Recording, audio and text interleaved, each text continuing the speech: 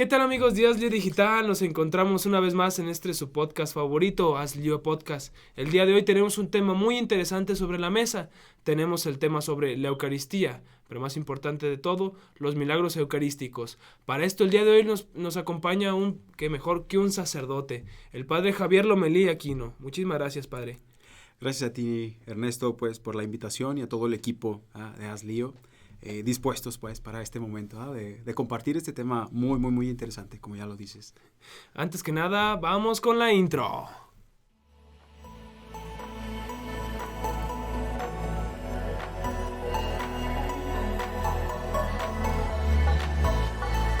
Seminario Diocesano de San Juan de los Lagos. Hazlio Digital, Hazlio Digital.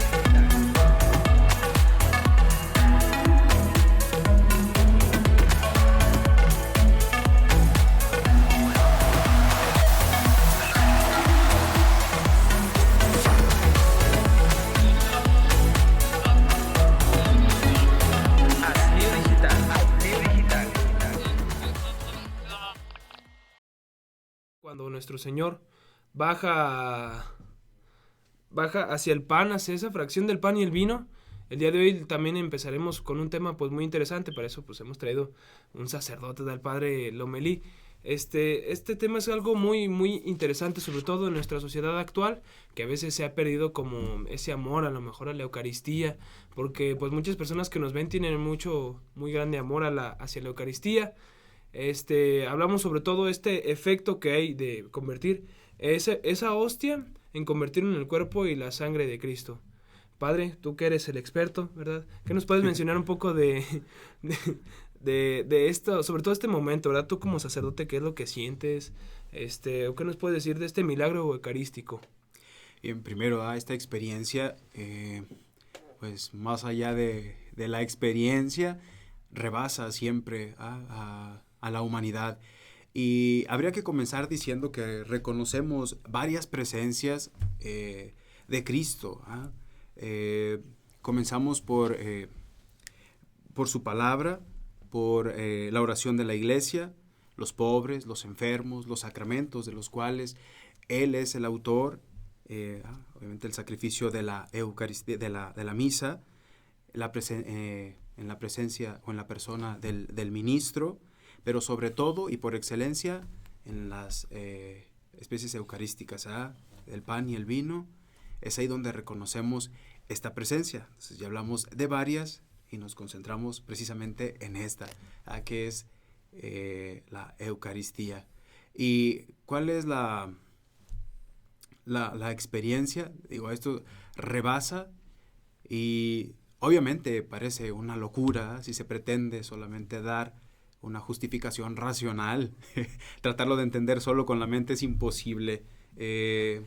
Pudiéramos arguir algo, ¿no? de lo que pasa, de lo que se vive, pero siempre es un misterio mucho más grande y que da vida al ser sacerdote, y sobre todo esto planifica el ser presente o estar ahí en ese momento y experimentar esa presencia.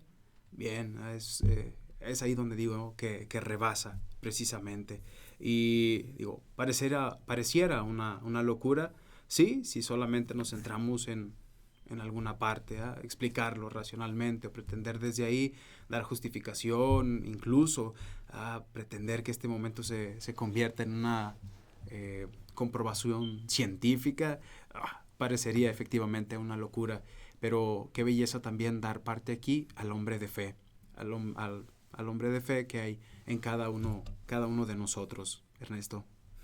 Exactamente, padre. Yo creo que, bueno, yo como seminarista, ¿verdad? A veces veo a muchos padres que se entregan sobre todo en ese momento, que es el momento eucarístico, en el momento que pues se hace la oración, vaya, de bendición, de esa que es la transubstanciación. Ay, me costó mucho decirlo, pero parece trabalenguas. Pero sí, ese momento de la transubstanciación donde se convierte en el cuerpo, digo más bien del pan al cuerpo de nuestro Señor Jesucristo. Yo creo que ustedes como sacerdotes al principio yo creo que hasta lo hacían como temblando, ¿verdad? Y se quedaban así como que pues bueno, o sea, no sabe si pues a lo mejor no por su naturaleza, como usted dice, ¿no? Se ve uno rebasado. por esos momentos, ¿verdad? Y uno dice, pues a lo mejor uno tan pecador y Jesús siempre se abaja hacia uno. Y ya después de que consagran dicen, pues bueno, en el nombre sea de Dios, ¿verdad? Ya estoy consagrado, pues, con fe creo aquí está verdaderamente Cristo, ¿verdad? Pero sobre todo, ¿qué es esto de la transubstanciación, padre? Bien, alguno pensaría, ¿verdad?, que es esas palabras raras que luego decimos para que la gente no nos entienda. Pero bueno, vamos a entender un poquito, ¿no? Ya desde el siglo V por allá ya se hablaba con San Ambrosio de cómo cambiaba la sustancia, aunque no se decía propiamente transubstanciación, pero ya había un cambio, ya se entendía que ya no era solo pan, sino que había algo que se había cambiado, que se había modificado, que ya no es de la misma naturaleza. Transubstanciación es eso, el cambio de la naturaleza. Ya no es pan, es el cuerpo de Cristo, y ya no es vino, es su sangre. Entonces es este cambio de estas especies, de pan y de vino, al cuerpo y la sangre. Les decía que ya se hablaba algo de esto desde San Ambrosio en el siglo V, pero es hasta el Concilio de Trento, por allá en que se desarrolló en el 1545, 1563, cuando se da o se denota esta palabra, transubstanciación. Y para entender un poquito, sí me gustaría como hablar de algunas cuestiones que buscaba dar respuesta, porque había quien decía que antes de entenderlo así como transubstanciación, que había una transignificación, ¿verdad? Y aquí da paso a que cada quien lo entienda como quiera, ¿verdad? Para mí esto ya no es pan, esto significa esto, y en realidad no es así. Verdadera y realmente se trata del cuerpo y la sangre de Jesucristo nuestro Señor. Entonces, no es transignificación, que pudiéramos como aclarar un poco. Y había otra palabrita así un poquito también complicada de transfinalización. Y era, este pan y esta hostia y este vino tienen el fin de alimentar espiritualmente. Y era esta parte que se queda como muy corta y no es ni transignificación, o significación, perdona, también complicado para pronunciar, y transfinalización, es transubstanciación. La transignificación mira más o a que cada quien lo interprete como quiera, da paso a cierto relativismo. ¿Sí? Yo aquí veo, para mí significa, y etcétera. Pero en realidad no es así. Alguien que no profesa, cree en Dios, así tal cual, y dice, pues para mí no significa nada. Creas o no creas, la presencia es real y está ahí, ¿verdad? Y aquel trozo de pan es el cuerpo de Cristo, y aquel vino es real y verdaderamente la sangre de nuestro Señor. Entonces, para no perdernos, hablar de transubstanciaciones, este cambio de estas especies de pan y de vino a la sangre y el cuerpo de Cristo. Y no es ni transignificación, ¿verdad? Cada quien lo entienda como quiere, no, es real. Tampoco transfinalización, solamente es un romanticismo donde esto se convierte en alimento espiritual, no. Sí, es alimento espiritual, pero es realmente Cristo que se da todo y en cada parte en estas especies eucarísticas. Podríamos decir, Ernesto, que eso, así, muy breve, aunque da para mucho más este tema, de qué es la transubstanciación. Sí, padre, es como muy interesante. Por eso, sobre todo, la iglesia siempre está cuidando y velando por esto, ¿verdad? Porque se mantenga, porque se cuide, sobre todo estas formas eucarísticas. Eso lo conocemos como dogma de fe. Ahora sí que si eres cristiano ya viene de ley eso implícito ahora sí que tatuado en tu código de ADN, que ahora sí que es el cuerpo místico de Cristo.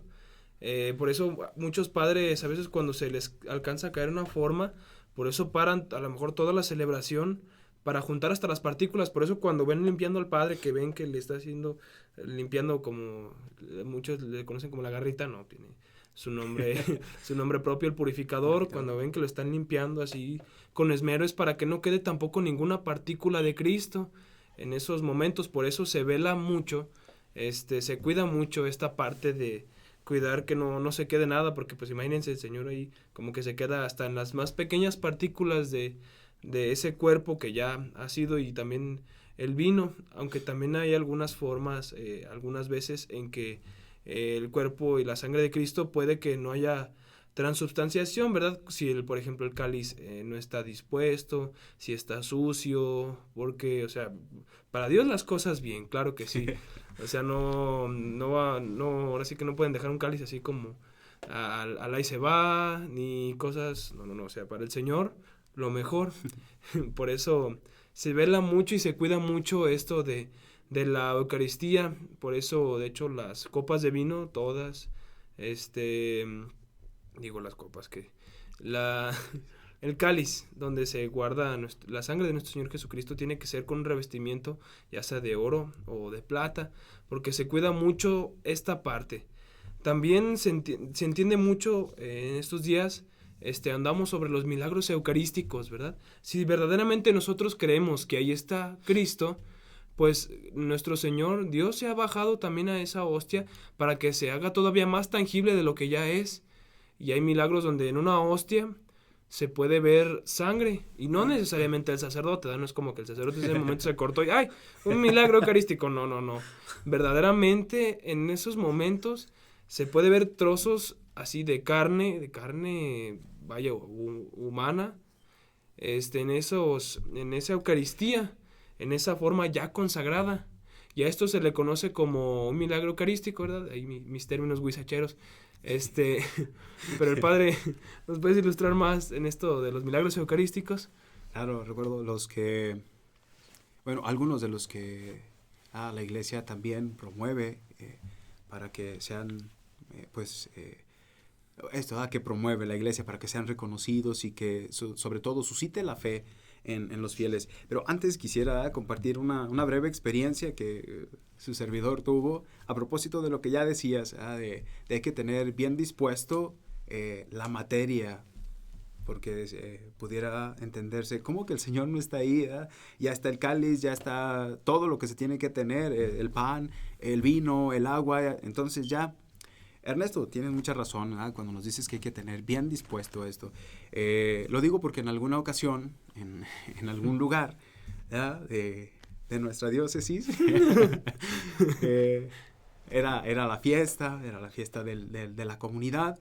Entonces, pues ya llega confesiones, toda esta parte, para prepararnos a la celebración con algunas de las personas. Bien.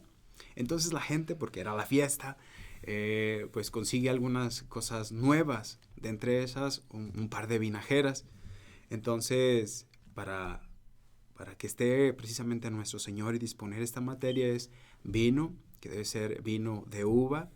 Normalmente el vino viene con una aprobación eclesiástica para reconocer que es propio para la consagración. Para el culto. Agua, que sea agua, no agua mineralizada, no agua de sabor, agua natural. Y en este sentido, creo yo que esa fue la intención. Se dispusieron a limpiar las vinajeras, una con vino, la otra con agua, pero no sé si las lavaron con cloro, no sé qué pasó allí. El detalle aquí es que en una vinajera había cloro, vino y cloro. Claro, uno no... en el ambiente de fiesta, yo ya dispuesto para la celebración, después de haber celebrado la reconciliación con algunas personas, pues, y como de ordinario, ¿no? Las personas, el sacristán siempre, pues, muy, muy atento. En esa ocasión yo creo que, pues, se nos pasó que debiéramos estar más al pendiente, ¿no? Y, pues, transcurrió todo, como lo hacemos en la celebración, la liturgia de la palabra, liturgia eucarística, y en este momento yo recuerdo que cuando puse la gota en el cáliz, al momento pues de estar preparando los dones, me llegó el olor a cloro, pero yo nunca me imaginé que aquello fuera cloro.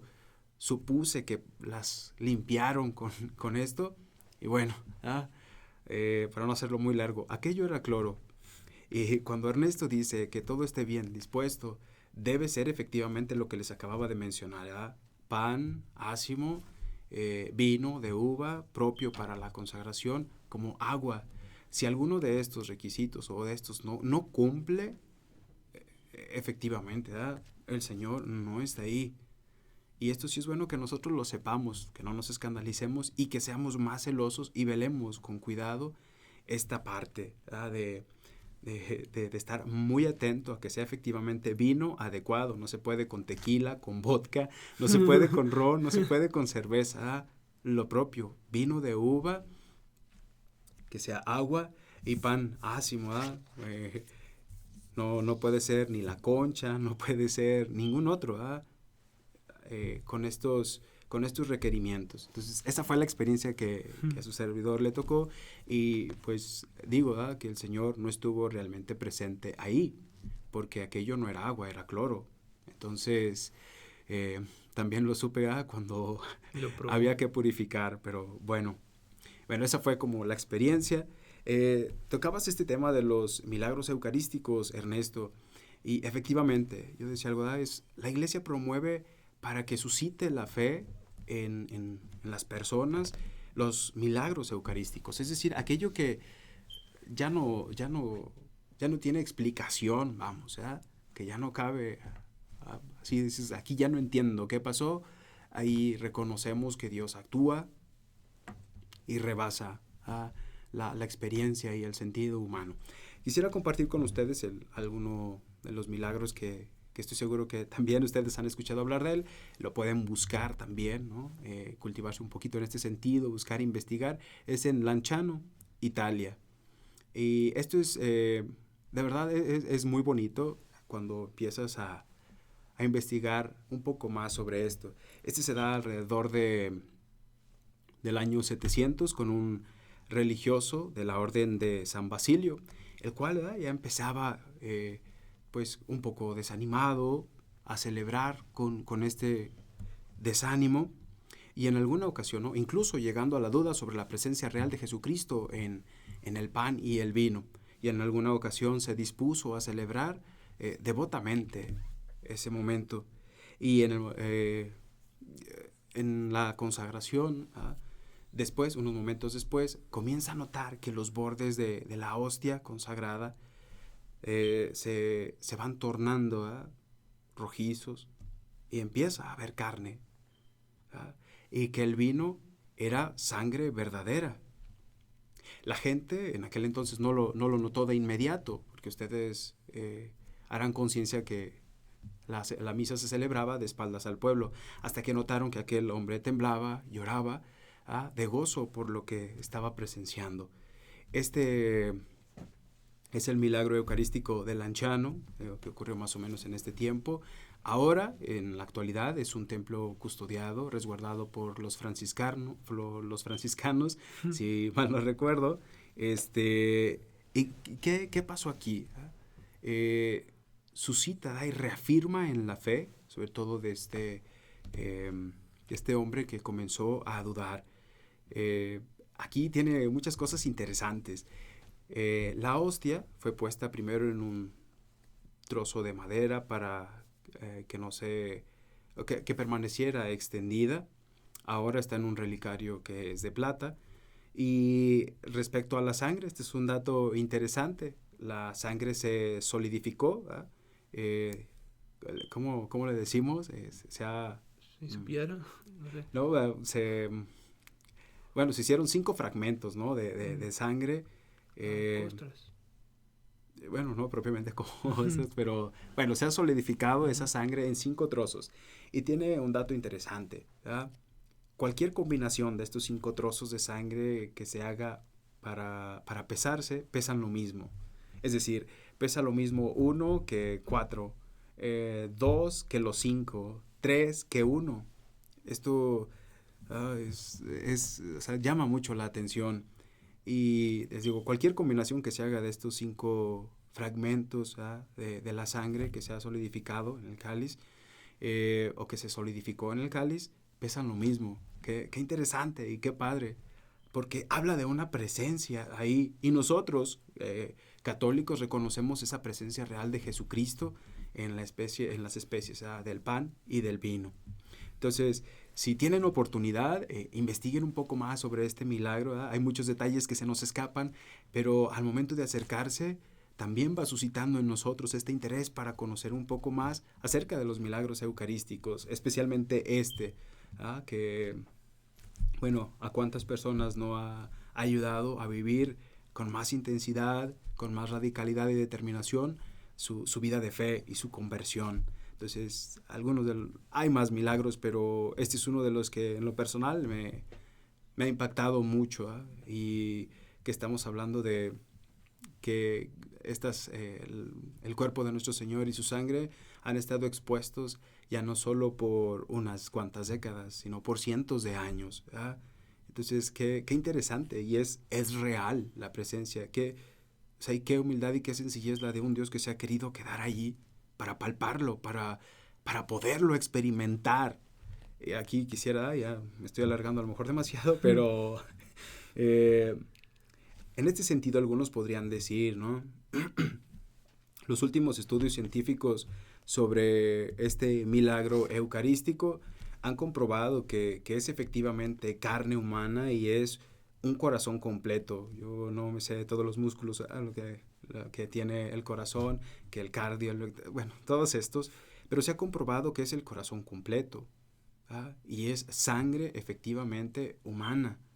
Creo que corresponden al tipo AB, algo así, ¿verdad? Les digo, cuando lo vamos a investigar un poquito con más detenimiento, es impresionante, porque es como tan real. Pero al hablar de transubstanciación y estas cosas, alguno pudiera decir, entonces si yo le hago un estudio, un análisis a la hostia que se consagra en tal lugar y luego a otra que se consagra en otro lugar, me tiene que dar este resultado comprobable, porque se trata de esta misma persona.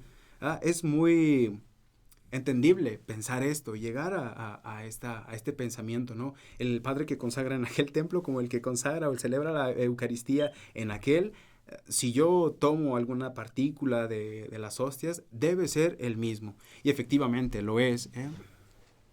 Pero aquí es entender esto. Y ojalá que esto suscite en nosotros conocer un poco más de nuestra fe. Transubstanciación es efectivamente real y verdaderamente presente, pero no físicamente comprobable. Y creo que aquí es dar paso al hombre de fe. No, porque es una transubstanciación, estamos hablando de algo metafísico. Está más allá de lo físico, pero realmente está la presencia de Jesús en el pan y en el vino, que es su cuerpo y su sangre. Y les digo, esto nos daría para mucho más, pero pues no sé, Ernesto, ¿qué te parece? ¿Qué piensas? Digo, hay como también otros más milagros y maneras de seguir profundizando en nuestra fe. Yo ahora sí que me quedé con el ojo cuadrado.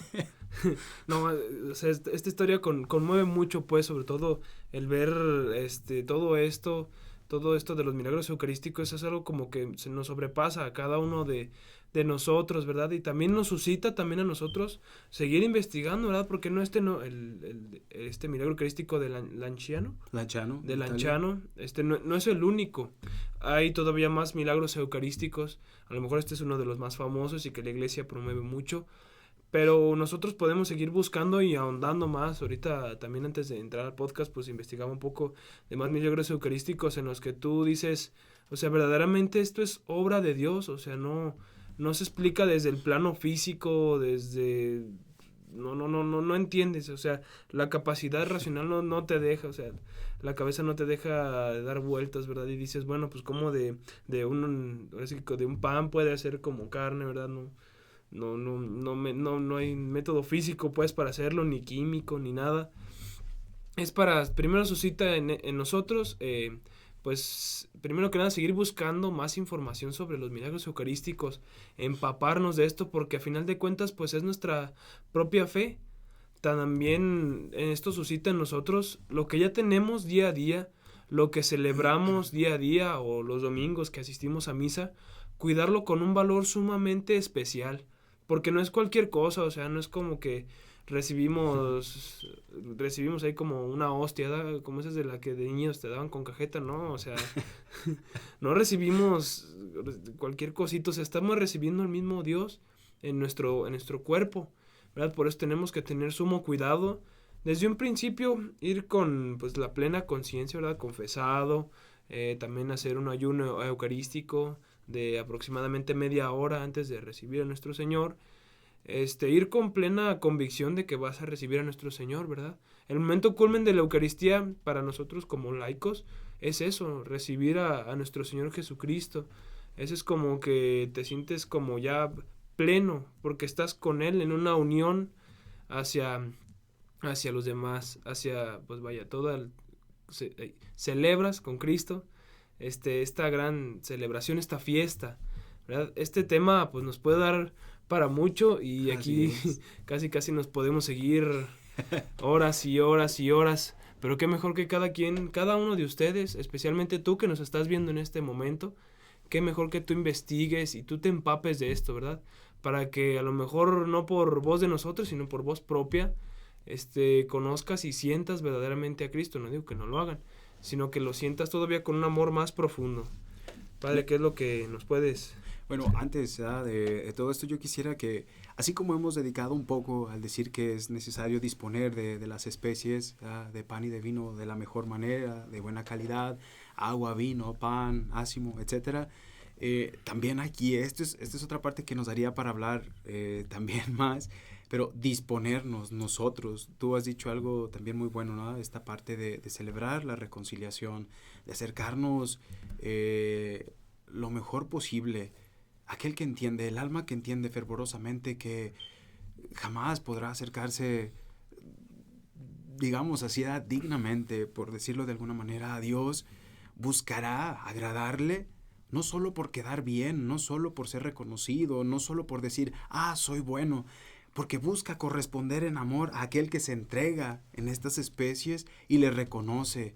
Entonces, yo aconsejaría, tal vez no es el tema, pero no te acerques intranquilo o indebidamente a recibir este sacramento. Es el cuerpo y la sangre de nuestro Señor Jesucristo. Y dos cosas no hay que dejar pasar.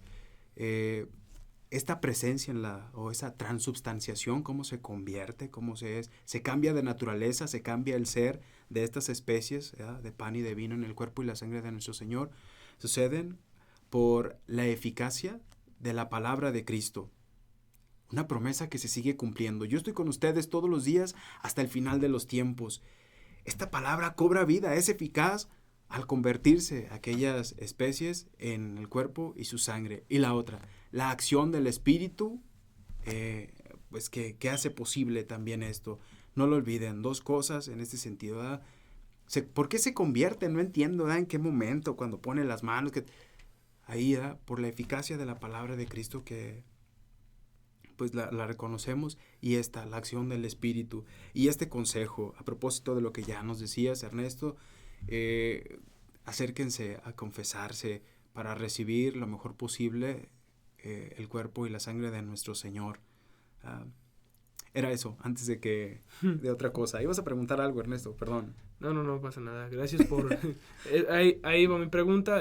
Preguntarte, Padre, pues qué es lo que nos recomiendas a nosotros como cristianos. Ya nos recomendaste ir a la reconciliación, no ir como tampoco con este miedo, ¿verdad? Y ya ahora sí que finalizar nuestro podcast, ¿alguna recomendación de alguna película, algún libro, sobre todo de este tinte? Porque yo sí tengo por ahí uno que otro. Bueno, yo les recomendaría seguir investigando sobre los milagros eucarísticos. Ahora, ¿no? En los medios digitales ofrecen mucho, la internet. Les recomendaría acercarse al Catecismo de la Iglesia Católica también. En los números por ahí, el numeral 1360 en adelante, creo que ayudará mucho para ir entendiendo sobre todo este bello sacramento, ¿verdad? A quien desee profundizar. Y bueno, también, pues quisiera escuchar algunas muy concretas donde diga, ¿no? esta película, este documental, bueno, creo que ayudará a fomentar y suscitar la fe en cada uno de nosotros, Ernesto. Sí, sobre todo esta película muy interesante que se llama Corazón Ardiente. Ahorita se encuentra, creo que está en YouTube y también en muchas plataformas de streaming. La pueden buscar ustedes en internet, así, Corazón Ardiente. Habla sobre todo de los milagros eucarísticos, ¿verdad? Es documental, y ayuda mucho sobre todo a suscitar la fe. Bueno, Padre, te agradecemos mucho este momento que nos has dispuesto hacia nosotros. Sobre todo, gracias por explicarnos todo esto de los milagros eucarísticos, la transubstanciación. Y es un tema, ahora sí que para seguir ahondando más. Pero qué mejor que ustedes investiguen desde su casa. Por eso los invitamos a que sigan comentando aquí en la parte de abajo en los comentarios. Síguenos comentando qué dudas tienen sobre fe o algunas cosas para seguir alimentando más este podcast y seguir haciendo que el evangelio llegue a todos lados. Padre, te agradecemos muchísimo esta oportunidad que nos has dado a nosotros. Dios siga bendiciendo tu ministerio y gracias por estas experiencias. Gracias a ustedes por el espacio. Y bueno, que el Señor nos siga ayudando a madurar a todos en la fe, a seguir creciendo a ejemplo y semejanza de Él en estatura, sabiduría y en gracia ante sus ojos. Gracias por la invitación y la oportunidad ha sido mía. Gracias de verdad. Bueno, nos vemos en el próximo episodio con su podcast Haz Lío Digital.